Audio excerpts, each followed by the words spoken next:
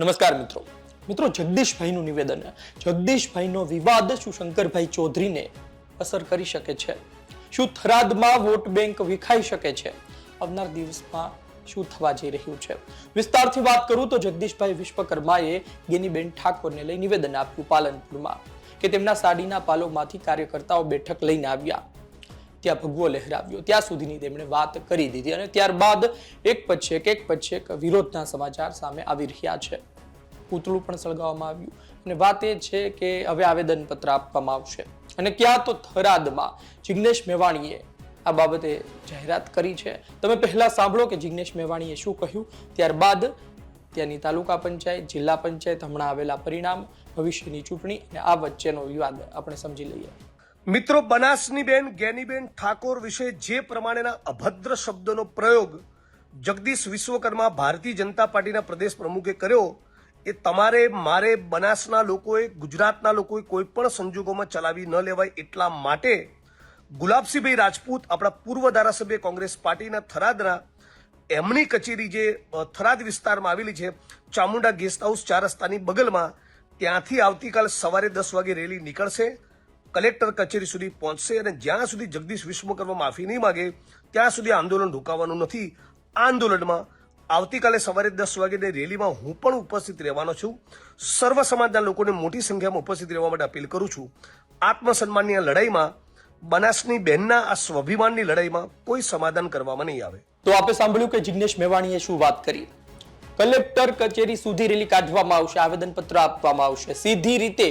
શંકરભાઈ ચૌધરીને કોઈ લેવા દેવા નથી પરંતુ વચ્ચે પાર્ટી આવે છે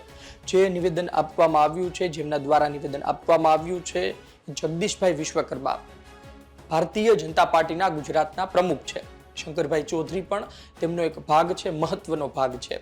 ડેરી પણ સંભાળે છે અને આ સાથે થરાદથી ધારાસભ્ય છે પરંતુ ભારતીય જનતા પાર્ટીના એ સિમ્બોલ સાથે તેઓ ચૂંટાઈને આવ્યા છે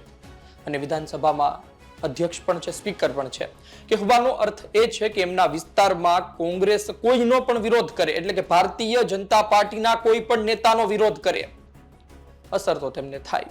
જિલ્લા પંચાયત ચૂંટણી તાલુકા પંચાયતની ચૂંટણીમાં સારું પરિણામ લાવ્યા વાવથરાદ જિલ્લા પંચાયતમાં જે 30 બેઠકો છે તેની 20 બેઠકો ભાજપ લઈ આવે છે થરાદ તાલુકા પંચાયતમાં 24 બેઠકમાંથી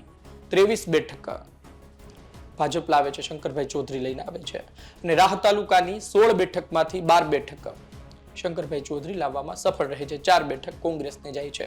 એટલે કે એમણેની મજબૂતાઈ તો સાબિત કરી પરંતુ 2027 પહેલા આ પ્રકારના વિવાદ આ પ્રકારની રેલી તેમને નુકસાન કરી શકે છે તમે જુઓ કે વિસ્તારમાં ઠાકોર સમાજની પણ બહુ મોટી જનસંખ્યા છે આમ તો શંકરભાઈ ચૌધરી જાણે છે કે કઈ રીતે તેમને સાથે રાખવા કઈ રીતે તેમને સમજાવવા અને આ જ કારણોસર તેઓ જીત્યા છે વાત એ પણ છે કે અન્ય વિસ્તારની વાત કરીએ અન્ય વિધાનસભાની વાત કરીએ તો કોંગ્રેસે કાઠું પણ કાઢ્યું છે તમે જુઓ ધણીધરમાં કોંગ્રેસ ધોવાઈ ગઈ પરંતુ વાવ સુઈગામ અને ભાભરમાં આજની તારીખે મેદાને છે તાલુકા પંચાયતના પરિણામ પછી દિયોદરમાં તો કોંગ્રેસની જીત થઈ છે દિયોદરની અંદર આવતી દિયોદર છે અને લાખણી છે ત્યાં કોંગ્રેસની તાલુકા પંચાયતમાં જીત થઈ છે અને થરાદ નગરપાલિકામાં કોંગ્રેસના 8 જેટલા કોર્પોરેટર ચૂંટાઈને પણ આવ્યા છે જ્યારે ભાભરમાં કોંગ્રેસનો સફાયો થયો છે એટલે કે આ બનાસકાંઠાની સ્થિતિ છે આ વાવ થરાદની સ્થિતિ છે અને આ બધી સ્થિતિ વચ્ચે જો